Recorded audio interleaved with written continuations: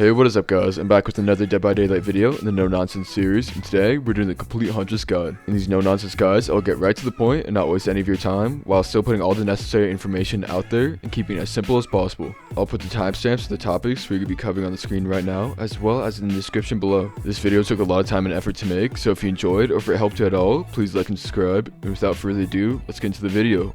Love you guys.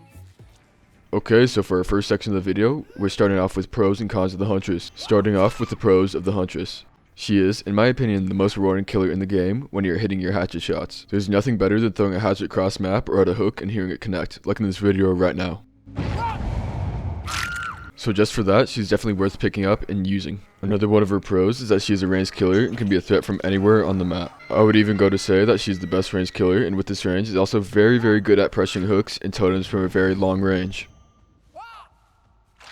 She can down survivors insanely quick with a close range hatchet and then into a normal M1 attack, like you're going to see in this video.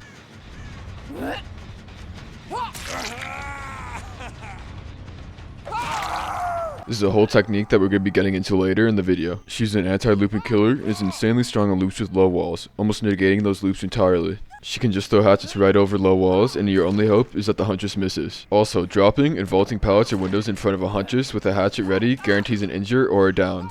Huntress has an insane basement game, probably second best right behind Bubba's, just because she can stand at the entrance and keep throwing hatchets and if needed an M1 attack. I don't have any footage of this on hand, but my first ever Huntress video, you can see that I can easily get 3 downs while survivors try getting out of the basement after unhooking. So if you're interested in that, I'll put the video link in the description below. Last but not least, she has an extremely small tear radius, and while this doesn't seem like a big deal since she has a 45-meter hum, it is actually surprising how close you can get to a survivor before they even notice. As you can see in this video, 2 survivors are healing and only start moving when it's too late.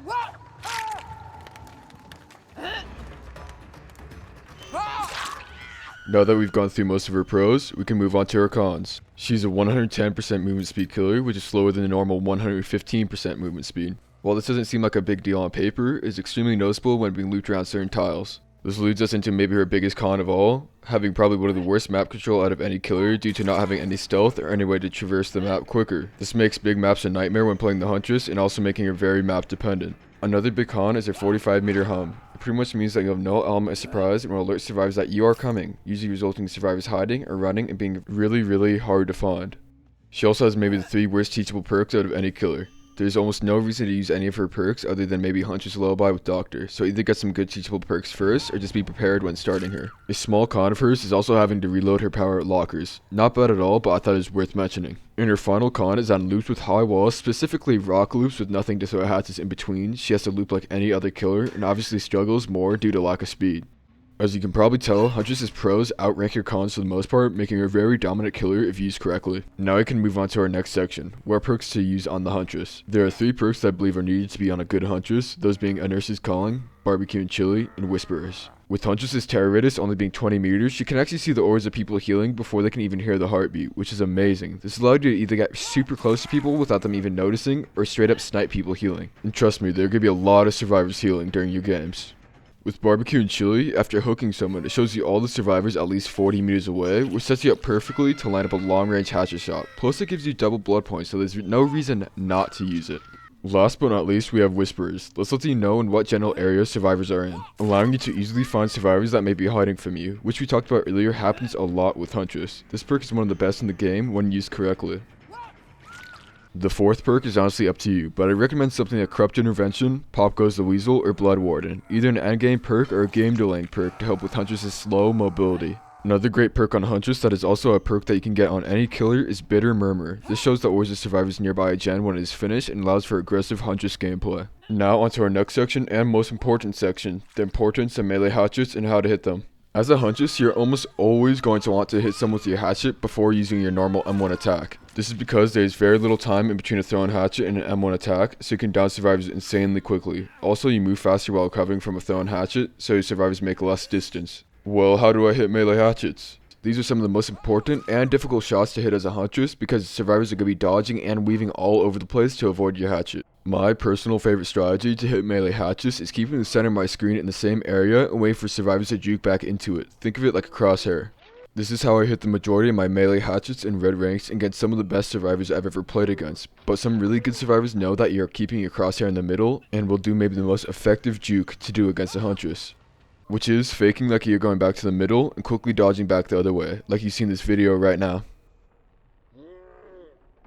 If a survivor mixes in actually going through the middle, you know the survivor is incredibly good at going against the Huntress. With these types of survivors, you want to be very careful. For example, good survivors will know a Huntress expects them to run behind cover and will actually juke away from cover to avoid the hatchet. But even this can be countered if you know that the survivor does this. You just predict that it will dodge away from the cover and usually catch them off guard. Huntress is all about downloading the players as you play against them. If you see a survivor usually dodges to the right, you throw it to their right, and so on. Also, one thing I forgot to mention is almost always fully charge your hatchets for a melee hatchet. This will give them less time to react since it's traveling faster and will cause them to juke before they even need to.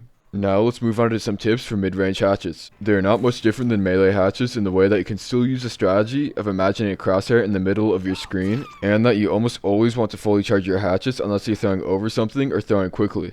Since mid-range hatchets are pretty similar, I just want to say some general tips for them. You can see in this clip that Steve is hugging the wall to his left. When you're a Huntress and you see this, it's likely that the survivor is going to juke in the only direction they can, which in this case is to his right. So I throw to his right and end up downing him. You can see in this clip I don't fully charge my hatchet and kind of lob it when the Steve is behind cover. These shots have a good chance of hitting because the survivor thinks they're safe and behind cover and stop juking. Cross-map hatchet shots are what makes Huntress so fun. These come with perfect knowledge of arc and travel time of a hatchet, as well as how fast the survivor moves. These only come with practice and experience, so I recommend that when you see a faraway aura with barbecue and chili, just throw some hatchets and start getting the hang of it. What's good though is these shots are consistent once you get them down, since survivors don't juke these hatchets since they don't even hear your hum at this point. So keep practicing in real games and custom games, and you will slowly learn about the maps and how to hit these shots. For our last section of the video, I'm going to go over some general tips that will help use a Huntress but didn't fit into any of the categories before. Survivors' hitboxes are slightly behind them when they're running, so make sure to use that to your advantage. Healing survivors' hitboxes are actually bigger than they look. They have a hitbox like a survivor standing up, so you can actually throw above them and hit them. Don't bring out your hatchet at every pallet. Sure, bad survivors will drop the pallet and give you a free hit, but good survivors will continue looping and continue gaining distance on you. There is no rule to when to respect pallets and when to disrespect them, but I tend to disrespect the pallets until they have to drop it or when it's obvious that they're going to drop the pallet.